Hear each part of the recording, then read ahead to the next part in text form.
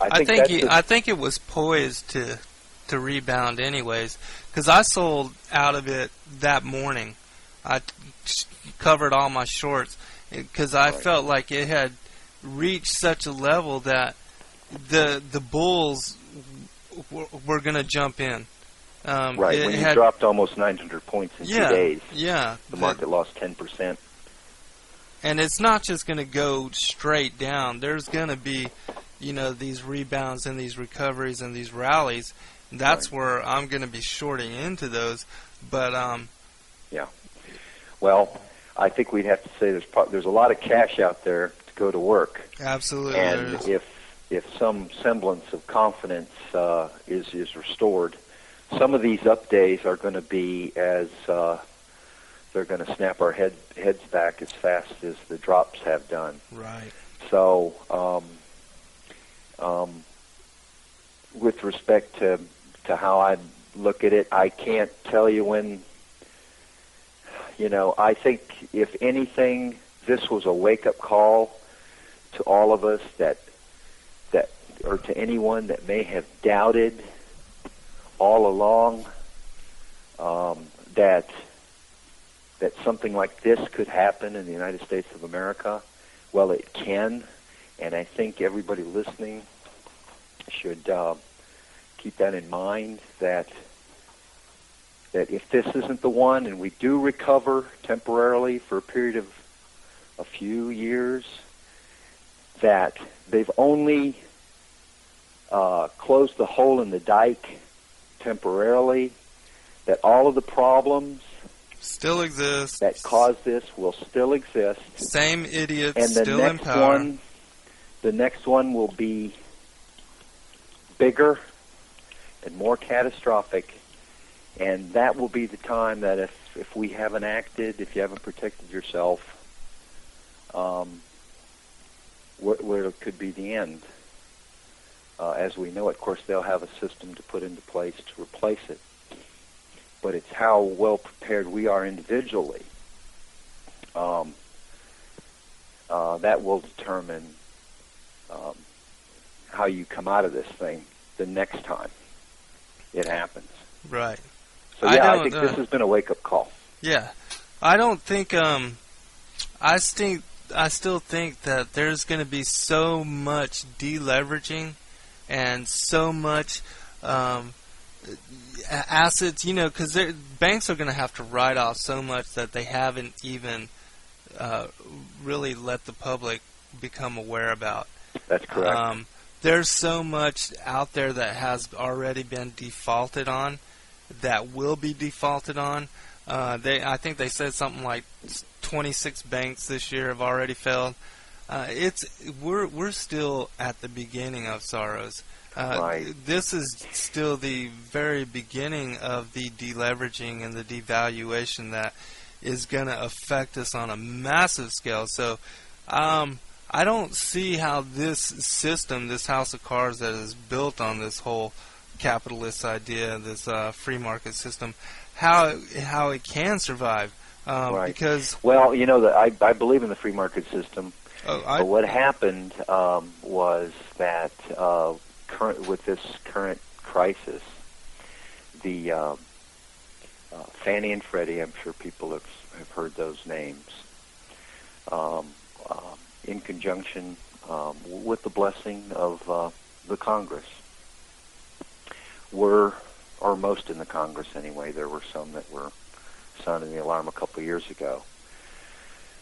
We're extending credit where they shouldn't have. Anyone. So I look at this problem that we're facing now as starting with government. Wall Street took it secondarily and packaged up this stuff that government allowed to be created, which were loans that were really based on nothing. And then you had the people entered in and bought this stuff, not knowing or being assured that the LIBOR and these interest rates relating to home loans weren't going to go up. So, yeah, this little thing that's been going on has been a disaster. And that's the problem with the free market system, and that's the problem with if it's not, if you don't follow the rules, or if a government agency sort of with a wink and a nod allows this thing to go on and then defends it, you know, then that's the problem. That we all need to be more alert of what's going on, because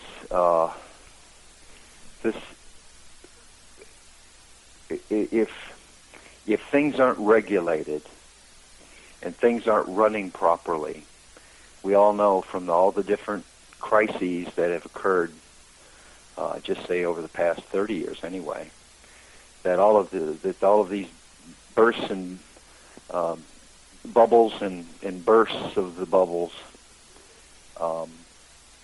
have come about because this Fed that's supposed to control money and credit have created much of these bubbles, and then through their actions have burst them. And in this current one, they themselves, Alan Greenspan, who was the Fed chairman, encouraged home ownership.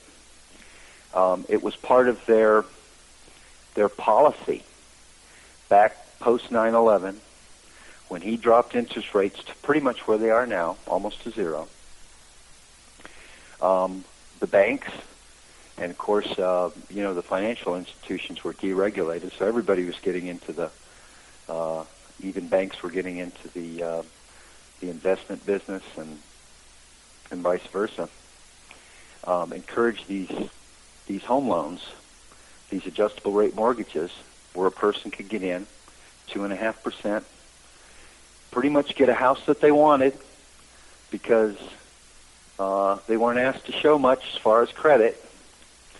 So many got in, and then what did the Fed do? This agency that we've been discussing. This privately owned bank that does Right. not have any kind of federal interest or national interest. Right. Well, what did they do? They subsequently raised interest rates 16 consecutive times. Now, this was the agency that was encouraging home ownership. We want everyone to own a home. Look where interest rates are. Come on in. It's lovely. And then they subsequently raised interest rates 16 straight times. Now, you know what happens when you're in an adjustable rate mortgage and your interest rate goes up. You're going to pay more. That's right, and that's what caused the defaults that are going on now, and all these people leaving their homes.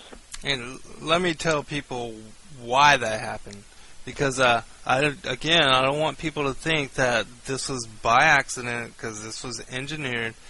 The reason that this was done, the same as way back in the 30s, when they allowed everything to get out of hand and they contracted the money supply, is that you can believe that the elites have already withdrew their money, pulled out of the market way long ago.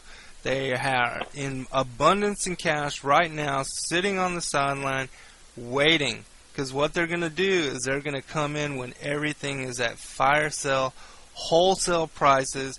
You're going to see all these sovereign wealth funds come in and just buy everything at cheap. And they'll own everything. Just the same way that Meyer Rothschild or Baron Rothschild tricked the London market into thinking Napoleon won the Battle of Waterloo, started dumping all his stocks, had everybody in a panic. They dumped all their stocks, and then what did he do? Came in at the tail end, bought everything for cheap, and basically owned London. Well, they're going to come in cheap and own America and the world. And that's what's happening. And that's why this House of Cards is going to falter and fail. They want world government. They want America to its knees. They want it reduced to a third world nation. so that we can be brought into this global currency and Pan-American Union. That's where we're heading.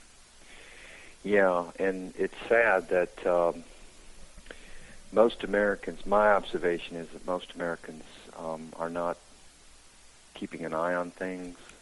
Most Americans are still worried about what Paris Hilton is wearing today and what their sports team is doing, and they have no idea what's going on in the world. That's right, and really what's sad is these same people, they work hard, they have 401ks at work, they have a lot of their money invested in.